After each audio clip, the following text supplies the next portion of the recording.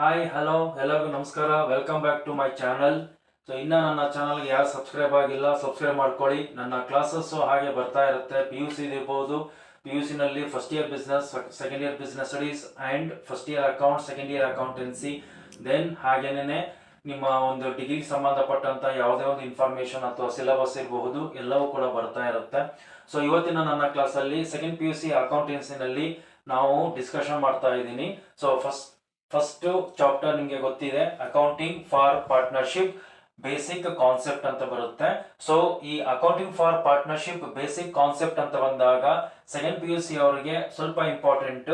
ಏನಕ್ಕೆ ಅಂತಂದ್ರೆ ಇದರಲ್ಲಿ ಥಿಯರಿನೂ ಕೂಡ ಕೇಳ್ತಾ ಇರ್ತಾರೆ, ಮತ್ತೆ ಪ್ರಾಬ್ಲಮ್ ಕೂಡ ಇರುತ್ತೆ. ಇದರಲ್ಲಿ ಥಿಯರಿ ಅಂತ ಬಂದಾಗ ಎಸ್ಪೆಷಲಿ ನಿಮಗೆ ಈ ಒಂದು ಚಾಪ್ಟರ್ ಅಲ್ಲಿ ಮಿನಿಮಮ್ ಅಂತಂದ್ರೂ ಕೂಡ ಒಂದು 3 ರಿಂದ 4 ಮಾರ್ಕ್ಸ್ ಕೇಳುವಂತ ಒಂದು ಕಾನ್ಸೆಪ್ಟ್ ಆಗಿರುತ್ತೆ, from the 3 to 4 marks. Okay, ಹಾಗೇನೇ ಪ್ರಾಕ್ಟಿಕಲ್ ಪ್ರಾಬ್ಲಮ್ಸ್ ಅಥವಾ ಒಂದು 6 ಮಾರ್ಕ್ಸ್ ಕ್ವಶನ್ಸ್ ಅಂತ ಬಂದಾಗ ನಿಮಗೆ ಇದರಲ್ಲಿ ಒಂದು ಪ್ರಾಬ್ಲಮ್ 100% ಇದ್ದೇ ಇರುತ್ತೆ. ಓಕೆ, ಹಾಗಾಗಿ ಈ ಒಂದು ಚಾಪ್ಟರ್ ನ ಇವತ್ತು ನಾನು ನಿಮಗೆ ಟೀಚ್ ಮಾಡ್ತಾ ಇದ್ದೀನಿ. ಸೊ ಫಸ್ಟ್ ಆಫ್ ಆಲ್ ಇಲ್ಲಿ ಮೊದಲನೇದಾಗಿ ನಿಮಗೆ ಥಿಯರಿಯನ್ನ ನಾನು ಡಿಸ್ಕಷನ್ ಮಾಡೋಣ. So first of all accounting for partnership basic concepts ಅಂತ ಬಂದಾಗ ಇಲ್ಲಿ ಬೇಸಿಕ್ ಕಾನ್ಸೆಪ್ಟ್ ಅಲ್ಲಿ ಫಸ್ಟ್ ಮೀನಿಂಗ್ ಅನ್ನ ನೋಡ್ಕೋಬೇಕಾಗುತ್ತೆ. Meaning of partnership, meaning of partnership. So meaning of partnership ಅಂದ್ರೆ ಏನು? ಪಾರ್ಟ್ನರ್ಶಿಪ್ ಮೀನಿಂಗ್ ಅಂತಾರೆ. What you mean by the partnership firm ಅಥವಾ ಮೀನಿಂಗ್? ಪಾರ್ಟ್ನರ್ಶಿಪ್ ಅಂತಂದ್ರೆ ಏನು ಅಂತ. ಸೊ ಪಾರ್ಟ್ನರ್ಶಿಪ್ ಫಾರ್ಮ್ ಅಂತ ಬಂದಾಗ ಇದರಲ್ಲಿ ಅಂಡರ್ ದ ಪಾರ್ಟ್ನರ್ಶಿಪ್ ಆಕ್ಟ್ 1932 ನ ಪ್ರಕಾರ ಇಲ್ಲಿ ನಾವು ಬಿಸ್ನೆಸ್ ಅನ್ನ ಮಾಡಬೇಕಾಗುತ್ತೆ. ನೀವೇನು ಸೆಕೆಂಡ್ ಪಿ ಯು ಸಿ ಓದ್ತಾ ಇದ್ದೀರಾ ಇದೆಲ್ಲವೂ ಕೂಡ ಫಸ್ಟ್ ಪಾರ್ಟ್ ಅಲ್ಲಿ ಬರುವಂತದ್ದು, ಮೊದಲ ಭಾಗದಲ್ಲಿ ಬರುವಂತದ್ದು ಪಾರ್ಟ್ನರ್ಶಿಪ್ ಆಕ್ಟ್ 1932 ಬಗ್ಗೆ ನಾವಲ್ಲಿ ಓದ್ತೀವಿ ಸೆಕೆಂಡ್ ಪಿ ಯು ಸಿ ನಲ್ಲಿ.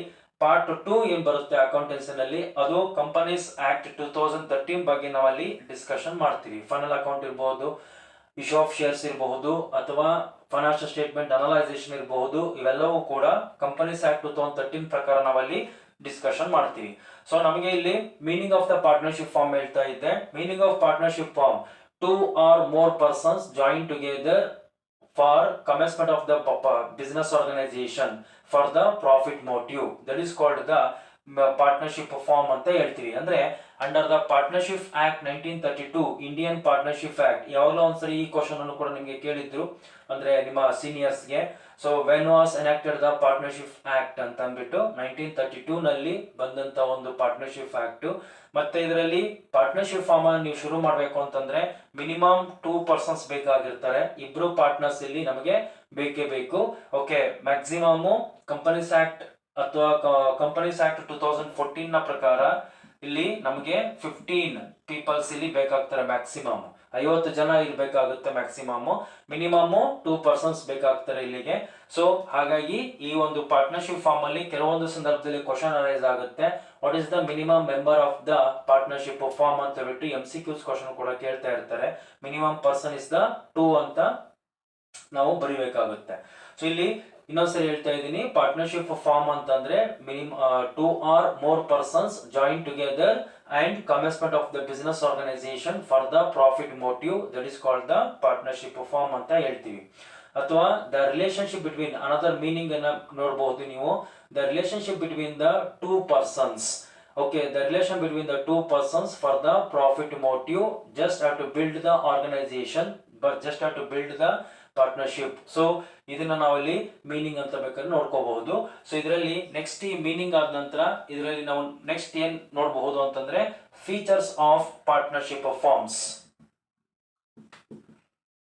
ಫೀಚರ್ಸ್ ಅಥವಾ characteristics of partnership firm. Features of partnership.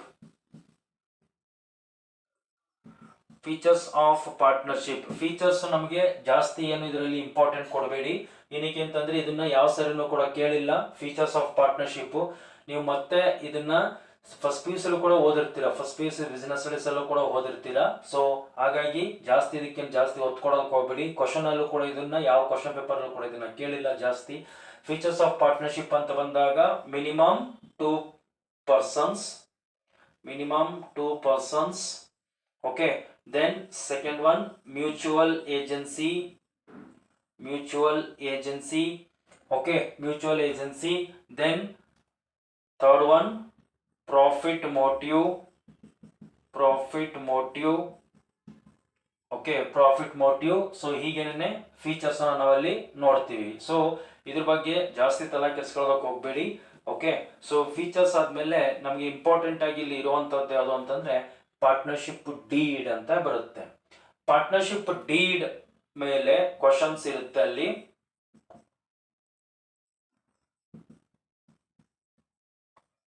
Partnership deed ಅಂತ ಬಂದಾಗ deed means what sir? Agreement ಅಂತ. Deed means agreement especially written agreement in the partnership firms. Partnership firm ಅಲ್ಲಿ ಮಾಡುವಂತಹ ಒಂದು return agreement ಅಥವಾ ಒಂದು ಎವಿಡೆನ್ಸ್ ಆಗಿರುತ್ತೆ. ಆ ರಿಟರ್ನ್ ಅಗ್ರಿಮೆಂಟ್ ಏನಂತ ಹೇಳ್ತೀವಿ ಅಂತಂದ್ರೆ ಪಾರ್ಟ್ನರ್ಶಿಪ್ ಡೀಡ್ ಅಂತ ಹೇಳ್ತೀವಿ. ಪಾರ್ಟ್ನರ್ಶಿಪ್ ಡೀಡ್ ಅಂತ ಬಂದಾಗ ಇದರಲ್ಲಿ written agreement of the partners in the partnership firms is called as the partnership deed ಅಂತ ಹೇಳ್ತೀವಿ. ಈ ಪಾರ್ಟ್ನರ್ಶಿಪ್ ಡೀಡ್ ಅಂತ ಬಂದಾಗ ಎರಡು ರೀತಿ ನಾವು ಅಗ್ರಿಮೆಂಟ್ ಅನ್ನ ನೋಡ್ತೀವಿ. There are two types of partnership deed will come. One thing is the oral agreement and another one is the written agreement ಅಂತ ಹೇಳ್ತೀವಿ. ಓಕೆ, ಸೊ ಇದರಲ್ಲಿ ಓರಲ್ ಅಗ್ರಿಮೆಂಟ್ ಅಥವಾ ರಿಟರ್ನ್ ಅಗ್ರಿಮೆಂಟ್ ಅಂತ ಬಂದಾಗ ಇಲ್ಲಿ ಇನ್ನೊಂದು ಕ್ವಶನ್ ಅರೈಸ್ ಆಗುತ್ತೆ. ಈ ಒಂದು ಅಗ್ರಿಮೆಂಟ್ ಅನ್ನು ನಾವು ಸ್ಟ್ಯಾಂಪ್ ಆಕ್ಟ್ ನ ಪ್ರಕಾರ ನಾವು ಅಗ್ರಿಮೆಂಟ್ ಅನ್ನ ಮಾಡಿಸ್ಕೋಬೇಕಾಗುತ್ತೆ.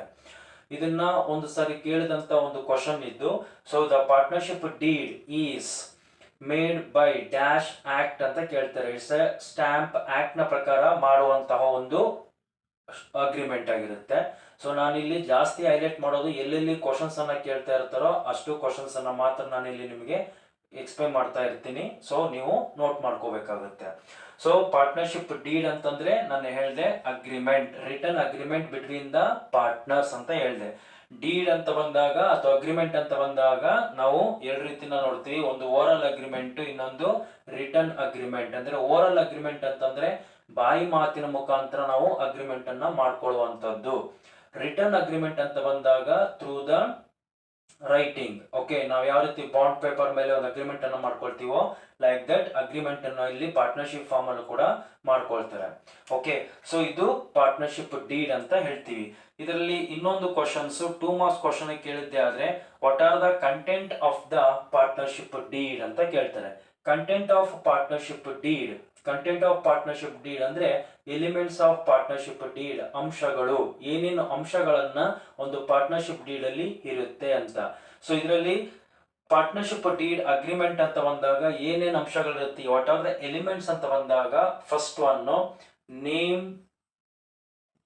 Of the firm, name of the firm, then name and address of the firm, name and address of the firm.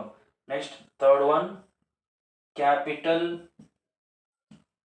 of the partners, capital of the partners, then profit and loss sharing ratio. Okay, ಅಂದ್ರೆ name of the firm, ಆ partnership ಫಾರ್ಮ್ದು ಹೆಸರೇನು ಮತ್ತೆ ಅದರ location ಅಥವಾ address, name and address of the partners ಅಥವಾ name and address of the partnership firms ಮತ್ತೆ name and address of the partners ಅವ್ರದ್ದು ಕೂಡ ನಾವು ಅಲ್ಲಿ ಮೆನ್ಷನ್ ಮಾಡಬೇಕಾಗುತ್ತೆ. Next third one, capital of the partners. ಒಬ್ಬ ಪಾರ್ಟ್ನರ್ಸ್ ಎಷ್ಟೆಷ್ಟು ಪ್ರಮಾಣದಲ್ಲಿ ಕ್ಯಾಪಿಟಲ್ ಹಾಕಿರ್ತಾರೋ ಆ ಪಾರ್ಟ್ನರ್ಸ್ ಕ್ಯಾಪಿಟಲ್ ಅನ್ನ ನಾವಲ್ಲಿ ರೆಕಾರ್ಡ್ ಮಾಡಿರ್ಬೇಕಾಗುತ್ತೆ. ನಾಲ್ಕನೇದು ಪ್ರಾಫಿಟ್ ಶೇರಿಂಗ್ ರೇಷಿಯೋಸ್, ಅಂದ್ರೆ ಯಾರ್ಯಾರಿಗೆ ಎಷ್ಟೆಷ್ಟು ಪ್ರಮಾಣದಲ್ಲಿ ನಾವು ಒಂದು ಪ್ರಾಫಿಟ್ ಅನ್ನ ಶೇರ್ ಮಾಡಬೇಕು ಅನ್ನೋದು ಕೂಡ ನಾವು ಎಂಟ್ರಿ ಮಾಡಿರ್ತೀವಿ. ಮತ್ತೆ ಫಿಫ್ತ್ ಒನ್ ಬರಿಬಹುದು ಅಂತಂದ್ರೆ ರೆಮ್ಯುನರೇಷನ್ಸ್. ಓಕೆ, ರೆಮ್ಯುನರೇಷನ್ ಅಥವಾ ನಿಮ್ಗೆ ಅರ್ಥ ಆಗಿಲ್ಲ ಅಂತಂದ್ರೆ salary of the partners, salary of the partners. ಒಬ್ಬ ಸ್ಯಾಲರಿ ಪಾರ್ಟ್ನರ್ಗೆ ಏನ್ ಕೊಡ್ತೀವಿ ಸ್ಯಾಲರಿಯನ್ನ, ಆ ಸ್ಯಾಲರಿ ಕೊಡುವಂತ ಪಾರ್ಟ್ನರ್ಗೂ ಕೂಡ ನಾವಲ್ಲಿ ಪಾರ್ಟ್ನರ್ಸ್ ಅನ್ನ ನಾವು ಎಷ್ಟು ಸ್ಯಾಲ್ರಿ ಕೊಡ್ತಾ ಇದೀವಿ ಅಂತ ಕೂಡ ನಾವಿಲ್ಲಿ ಮೆನ್ಷನ್ ಮಾಡಬಹುದು. ಓಕೆ, ನಿಮಗೆ ಇಲ್ಲಿ 2 ಮಾರ್ಕ್ಸ್ ಕೇಳ್ತಾ ಇರೋದ್ರಿಂದ ಯಾವ್ದಾದ್ರು ಒಂದು 4 ನೀವು ನೆನಪಲ್ಲಿಟ್ಕೊಳ್ಳಿ. Name and address of the partnership firms, name and address of the partners, then capital of the partners, then next one profit and loss sharing ratios, then salary of the partners. So ಇದಿಷ್ಟು ಕೂಡ ಒಂದು partnership ಅಲ್ಲಿ ಇರುವಂತಹ ಒಂದಷ್ಟು contents, partnership deed ಅಲ್ಲಿ ಬರುವಂತಹ ಒಂದಷ್ಟು contents. So ಇದಿಷ್ಟಾದ ನಂತರ ನಮ್ಮ ಒಂದು ಫಸ್ಟ್ ಚಾಪ್ಟರ್ ಅಲ್ಲಿ ನಮಗೆ ಬಹಳ ಇಂಪಾರ್ಟೆಂಟ್ ಆಗಿ ಕೇಳೋದು ಯಾವುದು ಅಂತಂದ್ರೆ, ಇಲ್ಲಿ ನೀವು ಜಸ್ಟ್ 3 ಕಾನ್ಸೆಪ್ಟ್ಸ್ ಅನ್ನ ಓದ್ತೀರಾ. ಇದರಲ್ಲಿ ಈ ಒಂದು ಚಾಪ್ಟರ್ ಅಲ್ಲಿ 3 ಕಾನ್ಸೆಪ್ಟ್ಸ್ ಯಾವ್ದು ಅಂತಂದ್ರೆ, first of all, partners capital account, partners capital account ಬಗ್ಗೆ ಓದ್ತೀರಾ. then second one partners capital account ಆದ್ಮೇಲೆ next profit and loss appropriation account, profit and loss appropriation account, then third one ಮತ್ತೆ interest on drawings,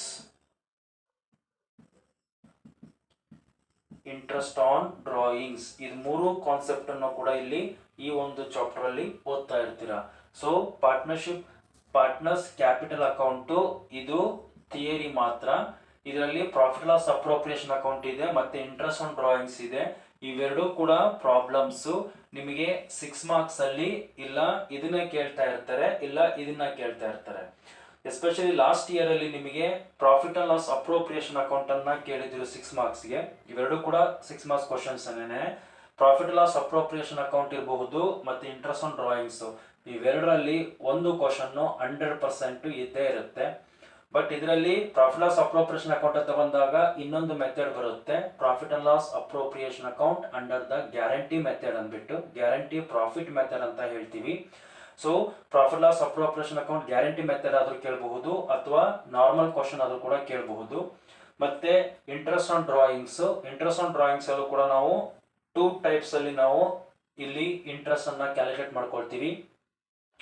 ಒಂದು average period method ಅಂತ ಹೇಳ್ತೀವಿ. ನಿಮಗೆ next ಮುಂದಿನ class ಅಲ್ಲಿ ಇದ್ರ ಬಗ್ಗೆ ಡಿಸ್ಕಷನ್ ಮಾಡ್ತೀನಿ, ಇಂಟ್ರೆಸ್ಟ್ ಆನ್ ಡ್ರಾಯಿಂಗ್ಸ್ ಬಗ್ಗೆ.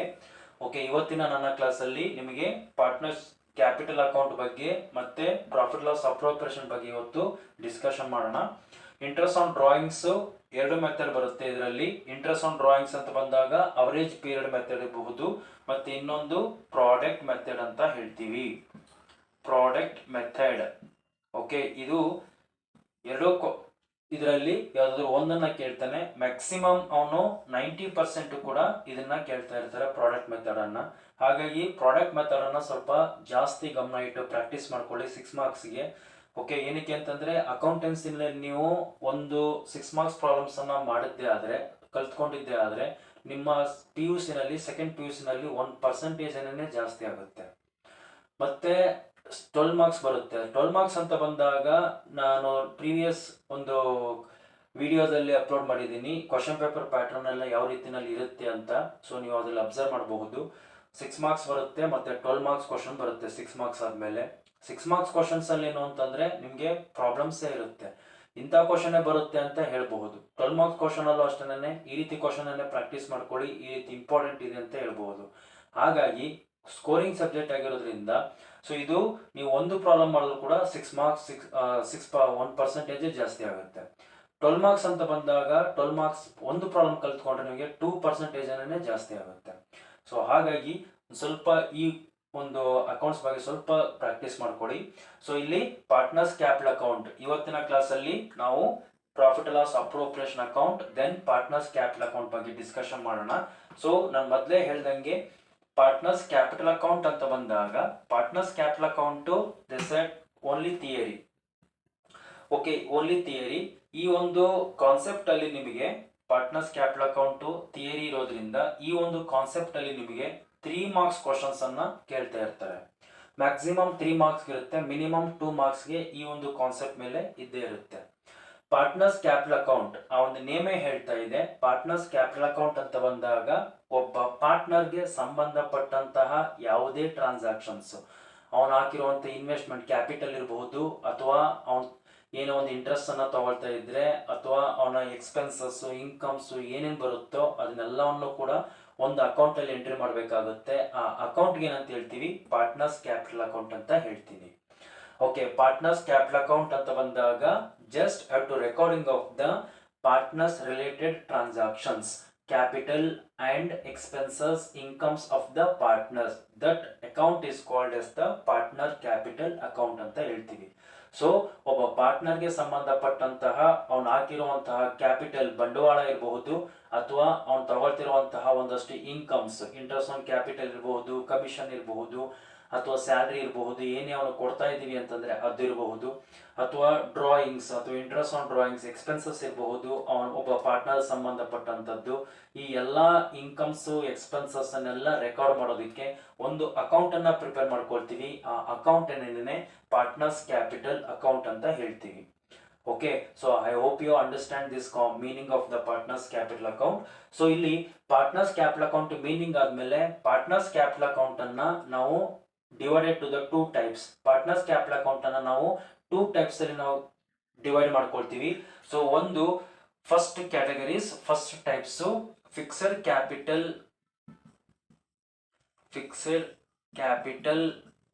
Method. Okay, fixed capital method.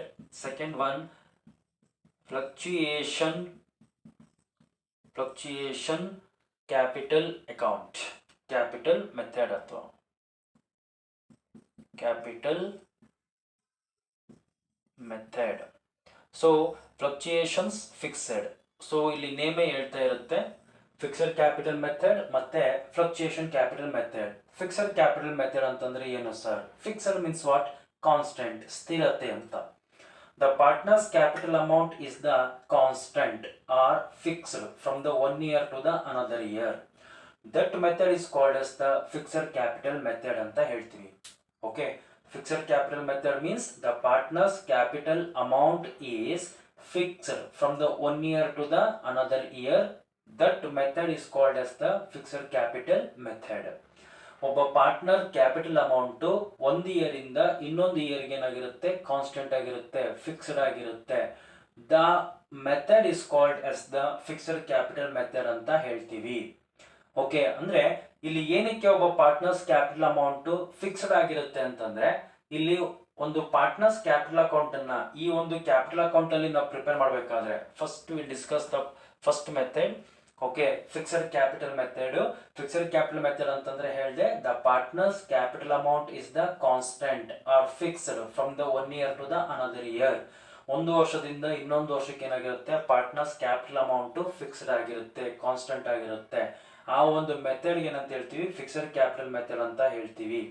So ಈ ಒಂದು ಫಿಕ್ಸೆಡ್ ಕ್ಯಾಪಿಟಲ್ ಮೆಥಡ್ ಅಲ್ಲಿ ಹೇಳಿದೆ, ಪಾರ್ಟ್ನರ್ ಕ್ಯಾಪಿಟಲ್ ಅಮೌಂಟ್ ಕಾನ್ಸ್ಟೆಂಟ್ ಆಗಿರುತ್ತೆ, ಫಿಕ್ಸ್ ಆಗಿರುತ್ತೆ ಅಂತ. ಏನಕ್ಕೆ ಅಂತಂದ್ರೆ, ಇಲ್ಲಿ ಒಂದು ಕ್ಯಾಪಿಟಲ್ ಅಕೌಂಟ್ ಅನ್ನು ನಾವು ಪ್ರಿಪೇರ್ ಮಾಡಬೇಕಾದ್ರೆ ನಾವು ಯಾವುದೇ ರೀತಿಯಂತಹ ಒಂದು ಪಾರ್ಟ್ನರ್ಗೆ ಸಂಬಂಧಪಟ್ಟಂತಹ ಇನ್ಕಮ್ ಆಗಿರಲಿ, ಎಕ್ಸ್ಪೆನ್ಸಸ್ ಅನ್ನೇ ಆಗಿರಲಿ, ನಾವು ಈ ಒಂದು ಕ್ಯಾಪಿಟಲ್ ಅಕೌಂಟ್ ಅಲ್ಲಿ ಎಂಟ್ರಿ ಮಾಡೋದಿಲ್ಲ.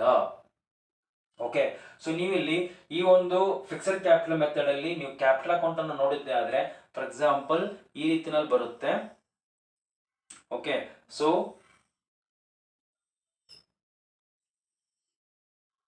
ಈ ರೀತಿನಲ್ಲಿ ಬರುತ್ತೆ.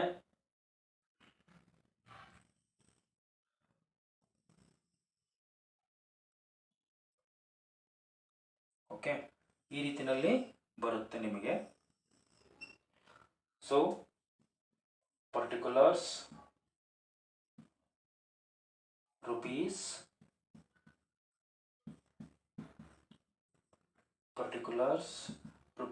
this is the credit side, this is the debit side. To buy. So partner capital account ಇದು ಫಾರ್ಮ್ಯಾಟ್ ಆಗಿರುತ್ತೆ. ಸೊ ಇಲ್ಲಿ ಫಿಕ್ಸೆಡ್ ಕ್ಯಾಪಿಟಲ್ ಅಕೌಂಟ್ ಅಲ್ಲಿ ಪಾರ್ಟ್ನರ್ ಕ್ಯಾಪಿಟಲ್ ಅಕೌಂಟ್ ಅನ್ನ ಪ್ರಿಪೇರ್ ಮಾಡಬೇಕಾದ್ರೆ ಕ್ರೆಡಿಟ್ ಸೈಡ್ ಅಲ್ಲಿ ಏನಕ್ಕೆ ನಾವು ಕ್ರೆಡಿಟ್ ಸೈಡ್ ಅಲ್ಲಿ ಬರೀತೀವಿ ಅಂತಂದ್ರೆ, ಪಾರ್ಟ್ನರ್ ಇಸ್ ದ ಪರ್ಸನ್ ಆಗ್ತಾನೆ, ಪರ್ಸನಲ್ ಅಕೌಂಟ್ ಆಗುತ್ತೆ. Personal account debit the receiver, credit the giver. Okay, so ಅವನೇನೇ ಇನ್ವೆಸ್ಟ್ಮೆಂಟ್ ಅನ್ನ ಮಾಡಿದ್ರೆ, ಕ್ಯಾಪಿಟಲ್ ಇನ್ವೆಸ್ಟ್ ಮಾಡಿದ್ರೆ ಕ್ರೆಡಿಟ್ ಸೈಡ್ ಬರ್ಕೊಳ್ತೀವಿ. By balance brought down. Okay, ಅವ್ನು ಹಾಕಿರುವಂಥ ಅಮೌಂಟನ್ನು ಇಲ್ಲಿ ಬರ್ಕೊಳ್ತೀವಿ. ಮತ್ತೆ ಅಡಿಷನಲ್ ಕ್ಯಾಪಿಟಲ್ ಹಾಕಿದ್ರೆ ಲೈಕ್ ಮಿಡ್ಲ್ ಆಫ್ ದ ಟೈಮಲ್ಲಿ ಅವ್ನಿಗೇನಾದ್ರೂ ಬಿಸ್ನೆಸ್ಸನ್ನು ಮಾಡೋದಕ್ಕೆ ಒಂದಷ್ಟು ಓಪನಿಂಗ್ ಕ್ಯಾಪಿಟಲ್, ಇದನ್ನು ಓಪನಿಂಗ್ ಕ್ಯಾಪಿಟಲ್ ಅಂತ ಹೇಳ್ತೀವಿ. ಅವ್ನಿಗೇನಾದರೂ ಅಡಿಷನಲ್ ಕ್ಯಾಪಿಟಲ್ ಬೇಕಾದರೆ ಅವಾಗ ಹಾಕೊಳ್ತೀವಿ. ಕ್ಯಾಶ್ ಅಥವಾ ಬ್ಯಾಂಕ್ ಅಕೌಂಟ್ ಅಂತ ಬರೀತೀವಿ. ಸೊ ಅದನ್ನು ಈ ಕಡೆ ಬರ್ಕೊಳ್ತೀವಿ. ಅಕಸ್ಮಾತ್ ಏನಾದರೂ ಡ್ರಾಯಿಂಗ್ಸ್ ಇದೆ ಅಂತಂದರೆ ಡ್ರಾಯಿಂಗ್ಸನ್ನು ಈ ಕಡೆ ಬರ್ಕೊಳ್ತೀವಿ. ಓಕೆ, ಡ್ರಾಯಿಂಗ್ಸ್ ಈ ಕಡೆ ಬರ್ಕೊಳ್ತೀವಿ. ಸೊ ಇದಿಷ್ಟು ಬಿಟ್ಟರೆ ಪಾರ್ಟ್ನರ್ ಕ್ಯಾಪಿಟಲ್ ಅಕೌಂಟಲ್ಲಿ ಇನ್ನೇನು ಕೂಡ ಬರೋದಿಲ್ಲ. ಸೊ ಇಲ್ಲಿ ಟೋಟಲ್ ಅಮೌಂಟನ್ನು ತಗೊಳ್ತೀವಿ. ಟೋಟಲ್ ಅಮೌಂಟನ್ನು ಎಂಟ್ರಿ ಮಾಡ್ತೀವಿ ಇಲ್ಲಿ. ಮತ್ತೆ ಇದನ್ನು ಮೈನಸ್ ಮಾಡ್ತೀವಿ. ಏನು ಅಮೌಂಟ್ ಬರುತ್ತೋ ಇದನ್ನು ಟು ಬ್ಯಾಲೆನ್ಸ್ ಕ್ಯಾರಿ ಡೌನ್ ಅಂತ ಹೇಳ್ತೀವಿ. ಮತ್ತೆ ಈ ಕಡೆ ಬರ್ತೀವಿ. By balance brought down. ಇಲ್ಲೇನಿರುತ್ತೆ ಕ್ಯಾರಿ ಡೌನ್ ಅಮೌಂಟು ಅದನ್ನು ಬ್ರಾಟ್ ಡೌನ್ ಮಾಡ್ಕೊಳ್ತೀವಿ. ಯಾವಾಗಲೂ ಕೂಡ ಕ್ರೆಡಿಟ್ ಸೈಡಲ್ಲಿ partners capital account under the fixed capital ಅಕೌಂಟಲ್ಲಿ ಮಾತ್ರ ನಾನು ಎಕ್ಸ್ಪ್ಲೇನ್ ಮಾಡ್ತಾ ಇರುವಂಥದ್ದು. ಬ್ಯಾಲೆನ್ಸ್ ಬ್ರಾಟ್ ಡೌನು ಇದು ಓಪನಿಂಗ್ ಕ್ಯಾಪಿಟಲ್ಲು, ಇದು ಅಡಿಷನಲ್ ಕ್ಯಾಪಿಟಲ್ ಅಂತ ಬಂದಾಗ ಮಿಡ್ಲ್ ಆಫ್ ದ ಟೈಮಲ್ಲಿ ಒಬ್ಬ ಪಾರ್ಟ್ನರ್ ಏನಾದ್ರೂ ಅಮೌಂಟನ್ನು ಕ್ಯಾಪಿಟಲನ್ನು ಇನ್ವೆಸ್ಟ್ ಮಾಡಿದಾನೆ ಅಂತಂದರೆ ಅದನ್ನ ಇಲ್ಲಿ ಎಂಟ್ರಿ ಮಾಡ್ಕೊಳ್ತೀವಿ. ಸೊ ಇದನ್ನ ಟೋಟಲ್ ಅಮೌಂಟು ಮತ್ತೆ ಈ ಕಡೆ ಬರ್ಕೊಳ್ತೀವಿ. ಈ ಕಡೆ ಡ್ರಾಯಿಂಗ್ಸ್ ಇದ್ರೆ ಡ್ರಾಯಿಂಗ್ಸನ್ನು ಇಲ್ಲಿ ಮೈನಸ್ ಮಾಡ್ಕೊಳ್ತೀವಿ. ಸಮ್ ಆಫ್ ದ ಇದರಲ್ಲಿ ಮೀನ್ಸ್ ಫಾರ್ಮೆಟಲ್ಲಿ ಡ್ರಾಯಿಂಗ್ಸನ್ನು ಕೂಡ ಎಂಟ್ರಿ ಮಾಡಿರೋದಿಲ್ಲ. ಓಕೆ, ಸೊ ನಾವೇನು ಮಾಡ್ತೀವಿ ಅಂತಂದರೆ ಟೋಟಲ್ ಅಮೌಂಟನ್ನು ತಗೊಳ್ತೀವಿ. ಏನಿರುತ್ತೆ ಅದನ್ನ ಇಲ್ಲಿ ಎಂಟ್ರಿ ಮಾಡ್ಕೊಳ್ತೀವಿ ಅಷ್ಟೇ. ಸೊ ಇಲ್ಲಿ ಇದು partners capital account under the fixed capital method. So ಈ ಒಂದು ಮೆಥಡಲ್ಲಿ we can not suppose to add any kind of the incomes and expenses of the partners. ಈ ಒಂದು ಮೆಥಡಲ್ಲಿ ಒಬ್ಬ ಪಾರ್ಟ್ನರ್ಗೆ ಸಂಬಂಧಪಟ್ಟಂತಹ ಯಾವುದೇ ರೀತಿಯಂಥ ಒಂದು ಇನ್ಕಮ್ಸ್ ಅನ್ನೇ ಆಗಲಿ ಅವನ ಎಕ್ಸ್ಪೆನ್ಸಸ್ ಅನ್ನೇ ಆಗಲಿ ಇಲ್ಲಿ ಎಂಟ್ರಿ ಮಾಡಬಾರದು. ಓಕೆ, ಸೊ ಇಲ್ಲಿ ಈ ಒಂದು ಫಿಕ್ಸೆಡ್ ಕ್ಯಾಪಿಟಲ್ ಮೆಥಡಲ್ಲಿ ನಾವು ಎರಡು ರೀತಿಯ ಅಕೌಂಟನ್ನು ನಾವು ಇಲ್ಲಿ ಪ್ರಿಪೇರ್ ಮಾಡ್ಕೋಬೇಕಾಗುತ್ತೆ. ಒಂದು ಕ್ಯಾಪಿಟಲ್ ಅಕೌಂಟನ್ನು ಪ್ರಿಪೇರ್ ಮಾಡ್ಕೊಳ್ತೀವಿ, ಕ್ಯಾಪಿಟಲ್ ಅಕೌಂಟು. ಮತ್ತೆ ಎರಡನೇದು ಯಾವುದು ಅಂತಂದರೆ ಕರೆಂಟ್ ಅಕೌಂಟನ್ನು ನಾವಿಲ್ಲಿ ಪ್ರಿಪೇರ್ ಮಾಡ್ಕೋಬೇಕಾಗುತ್ತೆ. So capital account and current account. Capital account ಮತ್ತು ಕರೆಂಟ್ ಅಕೌಂಟ್ ಅಂತ ಬಂದಾಗ ಕ್ಯಾಪಿಟಲ್ ಅಕೌಂಟಲ್ಲಿ ಒಬ್ಬ ಪಾರ್ಟ್ನರ್ ಇನ್ವೆಸ್ಟ್ಮೆಂಟ್ ಮಾಡುವಂತಹ ಕ್ಯಾಪಿಟಲ್ ಅಮೌಂಟನ್ನು ಮಾತ್ರ ನಾವಿಲ್ಲಿ ರೆಕಾರ್ಡ್ ಮಾಡ್ಕೋಬೇಕಾಗುತ್ತೆ ಲೈಕ್ ದಿಸ್. ಇದೇ ರೀತಿ ಪಾರ್ಟ್ನರ್ ಕರೆಂಟ್ ಅಕೌಂಟ್ ಅಂತ ಬಂದಾಗ ಒಬ್ಬ ಪಾರ್ಟ್ನರ್ಗೆ ಸಂಬಂಧಪಟ್ಟಂತಹ ಯಾವುದೇ ರೀತಿಯಂತೆ ಎಕ್ಸ್ಪೆನ್ಸಸ್ ಇರಬಹುದು, ಇನ್ಕಮ್ಸ್ ಇರಬಹುದು, ಇದನ್ನ ಮಾತ್ರ ನಾವಿಲ್ಲಿ ಕರೆಂಟ್ ಅಕೌಂಟಲ್ಲಿ ರೆಕಾರ್ಡ್ ಮಾಡ್ತೀವಿ. ಓಕೆ, ಸೊ ಇವಾಗ partners capital account under the fixed capital method, this is the things only. Then ಇದಾದ ನಂತರ ನಾವು ಇಲ್ಲಿ ಹೇಳಿದೆ ಫಿಕ್ಸೆಡ್ ಕ್ಯಾಪಿಟಲ್ ಅಕೌಂಟಲ್ಲಿ ಎರಡು ರೀತಿಯ ಅಕೌಂಟನ್ನು ಪ್ರಿಪೇರ್ ಮಾಡ್ಕೊಳ್ತೀವಿ, ಕ್ಯಾಪಿಟಲ್ ಅಕೌಂಟ್ ಮತ್ತು current account. Some of the time 1 marks question ಯಾವ ರೀತಿ ಕೇಳ್ತಾನೆ ಅಂತಂದರೆ what you mean by the fixed capital method, ಒಂದು ರೀತಿ ಕ್ವಶನ್ನು. ಇನ್ನೊಂದು ರೀತಿ ಕ್ವಶನ್ ಯಾವ ರೀತಿ ಕೇಳ್ತಾನೆ ಅಂತಂದರೆ under the fixed capital account which types of account to prepare, ಈ ರೀತಿ ಕ್ವಶನ್ ಕೇಳ್ತಾನೆ. ಅಥವಾ some of the time current account is prepared under dash method of capital account, ಈ ರೀತಿ ಕ್ವಶನ್ ಕೂಡ ಕೇಳ್ತಾ ಇರ್ತಾನೆ. ಸೊ ಹಾಗಾಗಿ ಈ ಒಂದು ಕಾನ್ಸೆಪ್ಟ್ ಅಲ್ಲಿ ನಾನು ಮೊದಲೇ ಹೇಳ್ದಂಗೆ 3 ಮಾರ್ಕ್ಸ್ ಕ್ವಶನ್ಸ್ ಇದ್ದೇ ಇರುತ್ತೆ. ಸೊ ಇದಾದ ನಂತರ ನಾವು ಪಾರ್ಟ್ನರ್ಸ್ ಕರೆಂಟ್ ಅಕೌಂಟ್ ಕಡೆ ಹೋಗೋಣ. ಪಾರ್ಟ್ನರ್ಸ್ ಕರೆಂಟ್ ಅಕೌಂಟ್ ಕಡೆ ಹೋದಂಥ ಸಂದರ್ಭದಲ್ಲಿ partners current account, so partners current account, so ಅದು ಕೂಡ ಸೇಮ್ ನಾವು ಯಾವ ರೀತಿ ಪಾರ್ಟ್ನರ್ಸ್ ಕ್ಯಾಪಿಟಲ್ ಅಕೌಂಟನ್ನು ಪ್ರಿಪೇರ್ ಮಾಡಿದ್ವೋ ಅದೇ ರೀತಿ ಕರೆಂಟ್ ಅಕೌಂಟು ಕೂಡ ಬರುವಂಥದ್ದು. ಸೊ ಪರ್ಟಿಕ್ಯುಲರ್ಸ್ ಅಮೌಂಟ್ ಅಂತ ತಗೋಬೇಕಾಗುತ್ತೆ. So this is the current account only. Okay, so debit side, so partners current account. So this the credit side. ನೀವು ಯಾವುದೇ ಒಂದು ಅಕೌಂಟನ್ನು ಪ್ರಿಪೇರ್ ಮಾಡಿ, ಓಕೆ, ಪಾರ್ಟ್ನರ್ಸ್ ಕರೆಂಟ್ ಅಕೌಂಟ್ ಇರಬಹುದು, ಅಥವಾ profit and loss appropriation account ಇರಬಹುದು, ಅಥವಾ ಟ್ರೇಡಿಂಗ್ ಅಕೌಂಟ್ ಇರಬಹುದು, ಯಾವುದೇ ಅಕೌಂಟು ನಿಮ್ಮ ಲೆಫ್ಟ್ ಹ್ಯಾಂಡ್ ಸೈಡಲ್ಲಿ ಡೆಬಿಟ್ ಸೈಡನ್ನು ತೋರಿಸ್ತಾ ಇರುತ್ತೆ. ನಿಮ್ಮ ಲೆಫ್ಟ್ ಹ್ಯಾಂಡ್ ಸೈಡ್ ಏನಿದೆ ಆ ಡೆಬಿಟ್ ಸೈಡನ್ನು ಅದು ತೋರಿಸ್ತಾ ಇರುತ್ತೆ. ರೈಟ್ ಸೈಡ್ ಏನಿದೆ ಅದು ಕ್ರೆಡಿಟ್ ಸೈಡನ್ನು ತೋರಿಸ್ತಾ ಇರುತ್ತೆ. ನೀವು ಯಾವ ಅಕೌಂಟನ್ನಾದರೂ ಪ್ರಿಪೇರ್ ಮಾಡ್ಕೊಳ್ಳಿ. Okay, so particulars rupees, particulars rupees. So ಇದು current account.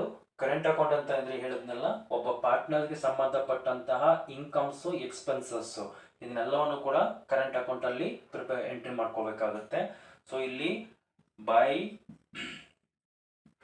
Balance brought down ಏನಿದೆ ಅದು ಅಮೌಂಟು ಇನ್ಕಮ್ ಅದನ್ನ ಎಂಟ್ರಿ ಮಾಡ್ತೀವಿ. ದೆನ್ ಅದಾದ ನಂತರ ಇಂಟ್ರೆಸ್ಟ್ ಆನ್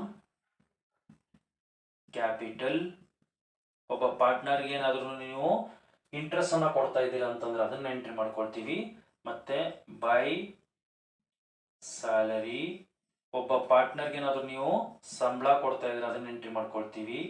ಬೈ ಕಮಿಷನ್, ಒಬ್ಬ ಕಮಿಷನ್ ಏನಾದರೂ ಕೊಡ್ತಾ ಇದ್ದೀರಾ ಅಂತಂದ್ರೆ ಕಮಿಷನ್ ಅನ್ನು ನಾವಿಲ್ಲಿ ಎಂಟ್ರಿ ಮಾಡ್ಕೊಳ್ತೀವಿ. ಮತ್ತೆ ಈ ಕಡೆಗೆ as it is interest on drawings, interest on drawings. So ಇದನ್ನ ಈ ಕಡೆಗೆ ಎಂಟ್ರಿ ಮಾಡ್ಕೊಳ್ತೀವಿ. ಇದೆಲ್ಲ ಒಬ್ಬ ಪಾರ್ಟ್ನರ್ಗೆ ಸಂಬಂಧಪಟ್ಟಂತಹ ಇನ್ಕಮ್ಸ್ ಎಲ್ಲ ನಿಮ್ಗೆ ಗೊತ್ತಿದೆ. Incomes belong to the nominal account ಆಗುತ್ತೆ. ನಾಮಿನಲ್ ಅಕೌಂಟ್ ರೂಲ್ಸ್ ಏನಂತ ಹೇಳುತ್ತೆ ಅಂತಂದ್ರೆ debit all expenses and losses, credit all incomes and gains ಅಂತ ಹೇಳುತ್ತೆ. ಎಲ್ಲ ಎಕ್ಸ್ಪೆನ್ಸಸ್ ಮತ್ತೆ ಲಾಸಸ್ ಅನ್ನ ಡೆಬಿಟ್ಸ್ ಅಲ್ಲಿ ಬರೀಬೇಕಾಗುತ್ತೆ. ಎಲ್ಲ ಇನ್ಕಮ್ಸ್ ಮತ್ತೆ ಗೇನ್ಸ್ ಅನ್ನ ಕ್ರೆಡಿಟ್ಸ್ ಅಲ್ಲಿ ಎಂಟ್ರಿ ಮಾಡಬೇಕಾಗುತ್ತೆ. ಒಬ್ಬ ಪಾರ್ಟ್ನರ್ ಸಂಬಂಧಪಟ್ಟಂತ ಇನ್ಕಮ್ಸ್ ಎಲ್ಲ ಅಥವಾ ಗೇನ್ಸ್ ಎಲ್ಲವನ್ನು ಕೂಡ ನಾವು ಈ ಕಡೆಗೆ ಎಂಟ್ರಿ ಮಾಡ್ಕೊಳ್ತೀವಿ.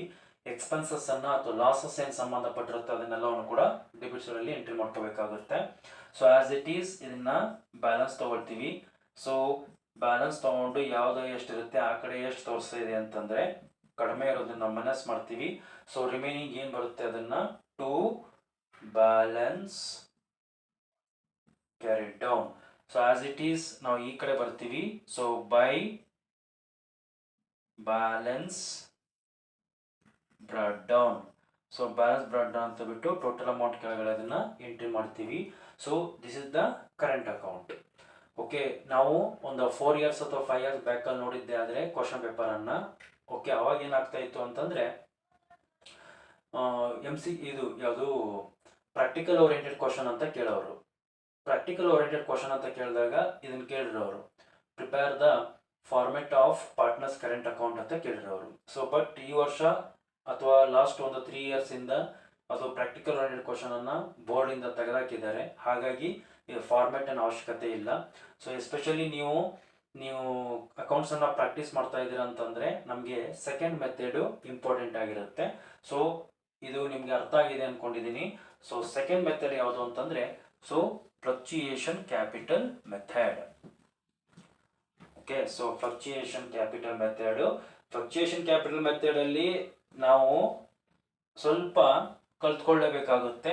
ಏನಕ್ಕೆ ಅಂತಂದ್ರೆ ಅಲ್ಲಿ ನಮಗೆ ನೀವು ಇದೊಂದು ಚಾಪ್ಟರ್ ಅಲ್ಲಿ ಮಾತ್ರ ಇದು ಎಫೆಕ್ಟ್ ಆಗೋದಿಲ್ಲ. ಎಸ್ಪೆಷಲಿ ನಮಗೆ ನಾನು ಹೇಳ್ದಂಗೆ ಮೊದಲು ಪಾರ್ಟ್ನರ್ಶಿಪ್ ಆಕ್ಟ್ 1932 ಅಂತ ಬಂದಾಗ ಅದರಲ್ಲಿ admission of a partner next chapter ಬರುತ್ತೆ. ಅಡ್ಮಿಷನ್ ಆಫ್ ಎ ಪಾರ್ಟ್ನರ್ ಅಂತ ಅಥವಾ ರಿಟೈರ್ಮೆಂಟ್ ಆಫ್ ಎ ಪಾರ್ಟ್ನರ್ ಅಂತ ಬರುತ್ತೆ. ಮತ್ತೆ ಡಿಸಲ್ಯೂಷನ್ ಆಫ್ ಎ ಪಾರ್ಟ್ನರ್ ಅಂತ ಬರುತ್ತೆ. ಡೆತ್ ಆಫ್ ಎ ಪಾರ್ಟ್ನರ್ ಅಂತ ಬರುತ್ತೆ. ಈ ಎಲ್ಲಾ ಕಡೆನೂ ಕೂಡ ನಾವು ಯಾವ್ದನ್ನ ಪ್ರಿಪೇರ್ ಮಾಡ್ತೀವಿ ಅಂತಂದ್ರೆ ಫ್ಲಕ್ಚುಯೇಷನ್ ಕ್ಯಾಪಿಟಲ್ ಮೆಥಡ್ ಅಲ್ಲಿ ನಾವು ಪಾರ್ಟ್ನರ್ ಕ್ಯಾಪಿಟಲ್ ಅಕೌಂಟ್ ಅನ್ನ ಪ್ರಿಪೇರ್ ಮಾಡ್ಕೋಬೇಕಾಗುತ್ತೆ. ಸೊ ಹಾಗಾಗಿ ಫ್ಲಕ್ಚುಯೇಷನ್ ಕ್ಯಾಪಿಟಲ್ ಮೆಥಡ್ ಅಂತ ಬಂದಾಗ ಇದರಲ್ಲಿ ನೇಮೇ ಹೇಳ್ತಾ ಇದೆ the partners capital amount is fluctuation from the 1 year to the another year. ಒಂದು ವರ್ಷದಿಂದ ಇನ್ನೊಂದು ವರ್ಷಕ್ಕೆ ಏನಾಗ್ತಾ ಇರುತ್ತೆ ಪಾರ್ಟ್ನರ್ಸ್ ಕ್ಯಾಪಿಟಲ್ ಅಮೌಂಟ್ ಚೇಂಜಸ್ ಆಗ್ತಾ ಇರುತ್ತೆ. ಏನಕ್ಕೆ ಚೇಂಜಸ್ ಆಗುತ್ತೆ ಅಂತಂದ್ರೆ ಅಲ್ಲಿ ನಾವು ಯಾವುದೇ ರೀತಿಯಂತ ಒಂದು ಕರೆಂಟ್ ಅಕೌಂಟ್ ಅನ್ನ ಅಥವಾ ಕ್ಯಾಪಿಟಲ್ ಅಕೌಂಟ್ ಅಂತ ಬಿಟ್ಟು ಫಿಕ್ಸೆಡ್ ಕ್ಯಾಪಿಟಲ್ ಅಕೌಂಟ್ ಅಲ್ಲಿ ನಾವು ಡಿವೈಡ್ ಮಾಡ್ಕೊಂಡಂಗೆ ಇಲ್ಲಿ ನಾವು ಡಿವೈಡ್ ಮಾಡ್ಕೊಳ್ಳೋದಿಲ್ಲ. ಯಾವುದೇ ಪಾರ್ಟ್ನರ್ಗೆ ಸಂಬಂಧಪಟ್ಟಂತಹ ಕ್ಯಾಪಿಟಲ್ ಅಮೌಂಟ್ ಇರಬಹುದು ಅಥವಾ ಯಾವುದೇ ಪಾರ್ಟ್ನರ್ಗೆ ಸಂಬಂಧಪಟ್ಟಂತಹ ಇನ್ಕಮ್ಸ್ ಅಥವಾ ಎಕ್ಸ್ಪೆನ್ಸಸ್ ಇರಬಹುದು, ಇದೆಲ್ಲವನ್ನು ಕೂಡ ನಾವು ಒಂದೇ ಅಕೌಂಟ್ ಅಲ್ಲಿ ಎಂಟ್ರಿ ಮಾಡ್ತೀವಿ. ಓಕೆ, ಹಾಗಾಗಿ ಪಾರ್ಟ್ನರ್ದು ಇನ್ಕಮ್ಸ್ ಎಕ್ಸ್ಪೆನ್ಸಸ್ ಅನ್ನೆಲ್ಲ ಪಾರ್ಟ್ನರ್ ಕ್ಯಾಪಿಟಲ್ ಅಮೌಂಟ್ ಜೊತೆಗೆ ಆಡ್ ಮಾಡ್ತಾ ಇರೋದ್ರಿಂದ ಪಾರ್ಟ್ನರ್ಸ್ ಕ್ಯಾಪಿಟಲ್ ಅಮೌಂಟ್ ಏನಾಗುತ್ತೆ ಫ್ಲಕ್ಚುಯೇಷನ್ ಆಗ್ತಾ ಇರುತ್ತೆ. ಒಂದು ವರ್ಷದಿಂದ ಇನ್ನೊಂದು ವರ್ಷಕ್ಕೆ ಬದಲಾವಣೆಗಳನ್ನ ಆಗ್ತಾ ಇರುತ್ತೆ. ಓಕೆ, ಸೊ ಇಲ್ಲಿ ಫ್ಲಕ್ಚುಯೇಷನ್ ಕ್ಯಾಪಿಟಲ್ ಮೆಥಡ್ ಅಂತ ಬಂದಾಗ ಇಲ್ಲಿ ನೋಡ್ಕೊಂಡಿದ್ದೆ ಆದ್ರೆ ನಾವು ಕಾಲಮ್ ಸೇಮ್ ಅದೇ ರೀತಿ ಬರುತ್ತೆ. ಓಕೆ, ಸೇಮ್ ಅದೇ ರೀತಿ ಬರುತ್ತೆ ನಮಗೆ. ಪರ್ಟಿಕ್ಯುಲರ್ಸ್ ಅಮೌಂಟ್ ಅಂತ ಬರುತ್ತೆ. ಸೊ ಬಟ್ ಏನು ಅಂತಂದ್ರೆ ಇದರಲ್ಲಿ ನಾವು ಯಾವುದೇ ರೀತಿಯಂತ ಒಂದು ಡಿವೈಡಿಂಗ್ ಅನ್ನ ಮಾಡ್ಕೊಳ್ಳೋದಿಲ್ಲ. Rupees particulars, this is the credit side, this is the debit side. Particulars rupees,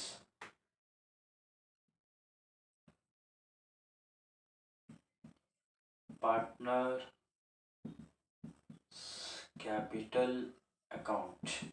okay, ಈ ಫ್ಲಕ್ಚುಯೇಷನ್ ಕ್ಯಾಪಿಟಲ್ ಮೆಥಡ್ ಅಲ್ಲಿ ಪಾರ್ಟ್ನರ್ಗೆ ಸಂಬಂಧಪಟ್ಟಂತಹ ಅವನ ಕ್ಯಾಪಿಟಲ್ ಇರಬಹುದು, ಅವನ ಎಕ್ಸ್ಪೆನ್ಸಸ್, ಇನ್ಕಮ್ಸ್ ಎಲ್ಲವನ್ನು ಕೂಡ ಇಲ್ಲಿ ಎಂಟ್ರಿ ಮಾಡ್ತೀವಿ. ಸೊ ನೀವು already admission of a partner ಅಲ್ಲಿ ಮಾಡಿರ್ತೀರಾ. ಸೊ ಇಲ್ಲಿ by balance brought down. Okay, balance brought down ಅಂದ್ರೆ ಅವನ ಕ್ಯಾಪಿಟಲ್, ಏನ್ ಕ್ಯಾಪಿಟಲ್ ಇರುತ್ತೆ ಪಾರ್ಟ್ನರ್ದು ಕ್ಯಾಪಿಟಲ್ ಅನ್ನ ಎಂಟ್ರಿ ಮಾಡ್ತೀವಿ. Then by interest on capital. So ಅವ್ನಿಗೇನಾದ್ರೂ ಇಂಟ್ರೆಸ್ಟ್ ಅನ್ನ ಕೊಡ್ತಾ ಇದ್ರೆ ಅಂತಾರೆ interest on capital. Okay, by salary, ಸಂಬಳ ಕೊಡ್ತಾ ಇದ್ದೀರಾ ಅಂತಂದ್ರೆ ಸಂಬಳ ಎಂಟ್ರಿ ಮಾಡಬೇಕಾಗುತ್ತೆ. ಬೈ ಕಮಿಷನ್ ಅನ್ನ ಎಂಟ್ರಿ ಮಾಡ್ಕೋಬೇಕಾಗುತ್ತೆ. ಮತ್ತೆ ಏನಾದ್ರೂ ಪ್ರಾಫಿಟ್ ಇದೆ ಅಂತಂದ್ರೆ profit and loss suspense account. Okay, current year profit ಅಥವಾ ಇದೆ ಅಂತ ಎಂಟ್ರಿ ಮಾಡ್ತೀವಿ. ಅಥವಾ ಬೈ ಜನರಲ್ ರಿಸರ್ವ್ ಅಥವಾ ರಿಸರ್ವ್ ಫಂಡ್ ಇದೆ ಅಂತ ಎಂಟ್ರಿ ಮಾಡ್ಕೊಳ್ತೀವಿ. ಈ ಕಡೆ ಬಂದ್ರೆ ಟು ಎಕ್ಸ್ಪೆನ್ಸಸ್ ಅಥವಾ ಲಾಸಸ್ ಇದೆ ಅಂತ ಎಂಟ್ರಿ ಮಾಡ್ಕೊಳ್ತೀವಿ. As it is interest on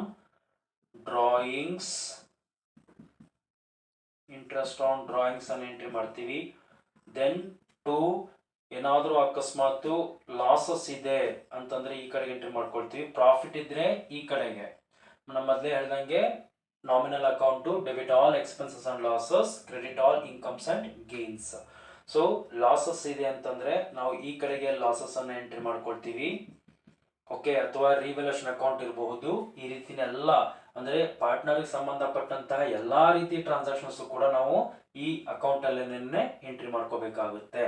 so this is the fluctuation capital method. ಇಲ್ಲಿ ಎಲ್ಲಾ ರೀತಿಯಂತದ್ದನ್ನು ಕೂಡ ಒಂದೇ ಅಕೌಂಟ್ ಅಲ್ಲಿ ನಾವು ಎಂಟ್ರಿ ಮಾಡ್ಕೊಳ್ತೀವಿ. ಆಕ್ಚುಲಿ ನಾವು ಪಾರ್ಟ್ನರ್ಸ್ ಕ್ಯಾಪಿಟಲ್ ಅಕೌಂಟ್ ಅಂತ ಬಂದಾಗ ನಾವು admission, retirement, dissolution, death of a partner ಎಲ್ಲವೂ ಕೂಡ ಈ ಒಂದು ಮೆಥಡ್ ಅನ್ನೇ ಫ್ಲಕ್ಚುಯೇಷನ್ ಕ್ಯಾಪಿಟಲ್ ಮೆಥಡ್ ಅನ್ನೇ ನಾವು ಇಲ್ಲಿ ಫಾಲೋ ಮಾಡಬೇಕಾಗುತ್ತೆ. ಓಕೆ, ಸೊ ಇವತ್ತಿನ ನನ್ನ ಕ್ಲಾಸಲ್ಲಿ ಜಸ್ಟ್ ನಾವು ಡಿಸ್ಕಷನ್ ಮಾಡಿರುವಂತದ್ದು ನಿಮಗೆ ಪಾರ್ಟ್ನರ್ಸ್ ಕ್ಯಾಪಿಟಲ್ ಅಕೌಂಟ್ ಮತ್ತೆ ಪಾರ್ಟ್ನರ್ಶಿಪ್ ಫಾರ್ಮ್ ಅಂತಂದ್ರೆ ಏನು, ಪಾರ್ಟ್ನರ್ಶಿಪ್ ಡೀಡ್, ಪಾರ್ಟ್ನರ್ಶಿಪ್ ಕಂಟೆಂಟ್ಸ್, ಇದಿಷ್ಟು ಬಗ್ಗೆ ನಾವಿಲ್ಲಿ ಡಿಸ್ಕಷನ್ ಅನ್ನ ಮಾಡಿದ್ದೀನಿ. ಓಕೆ, ನನ್ನ ಮುಂದಿನ ಕ್ಲಾಸಲ್ಲಿ ನಿಮಗೆ ಪ್ರಾಫಿಟ್ ಅಂಡ್ ಲಾಸ್ ಅಪ್ರೋಪ್ರಿಯೇಷನ್ ಬಗ್ಗೆ ಪ್ರಾಬ್ಲಮ್ ಅನ್ನ ಮಾಡೋಣ. ಪ್ರಾಫಿಟ್ ಲಾಸ್ ಅಪ್ರೋಪ್ರಿಯೇಷನ್ ಅಕೌಂಟ್ ಅಲ್ಲಿ ಎರಡು ರೀತಿ ಮೆಥಡ್ ಬರುತ್ತೆ. ಒಂದು ನಾರ್ಮಲ್ ಕ್ವಶನ್ ಮತ್ತೆ ಇನ್ನೊಂದು as it is guarantee method ಅಂತ ಹೇಳಿದೆ, ಗ್ಯಾರಂಟಿ ಪ್ರಾಫಿಟ್ ಮೆಥಡ್ ಅಂತ ಹೇಳ್ಬಿಟ್ಟು. ಸೊ ನಿಮಗೆ ಎರಡು ರೀತಿ ಕ್ವಶನ್ ಕೂಡ ಅಲ್ಲಿ ಕೇಳುವಂತ ಚಾನ್ಸಸ್ ಇರುತ್ತೆ 6 ಮಾರ್ಕ್ಸ್ಗೆ. ಸೊ ಹಾಗಾಗಿ ಅದನ್ನ ನಾನು ನೆಕ್ಸ್ಟ್ ಕ್ಲಾಸ್ ಅಲ್ಲಿ ನಿಮಗೆ ಒಂದು ವಿಡಿಯೋನ ಅಪ್ಲೋಡ್ ಮಾಡಿರ್ತೀನಿ. ಓಕೆ, ಸೊ ಇನ್ನ ನನ್ನ ಕ್ಲಾಸ್ಗೆ ಯಾರು ಸಬ್ಸ್ಕ್ರೈಬ್ ಆಗಿಲ್ಲ ಸಬ್ಸ್ಕ್ರೈಬ್ ಮಾಡ್ಕೊಳ್ಳಿ. ಹಾಗೇನೇ ನನ್ನ ಕ್ಲಾಸಸ್ ನಿಮಗೆ ಸಿಗ್ತಾ ಹೋಗುತ್ತೆ. ಹಾಗೆ ಬೆಲ್ ಬಟನ್ ಮೇಲೆ ಕೈ ಇಡೋದನ್ನ ಮರೆಯಕ್ಕೆ ಹೋಗಬೇಡಿ. ಸೊ ಥ್ಯಾಂಕ್ ಯು, ನಿಮ್ಮ ಸಪೋರ್ಟ್ ಇದೇ ರೀತಿಯಲ್ಲಿ ಇರಲಿ. Thank you so much.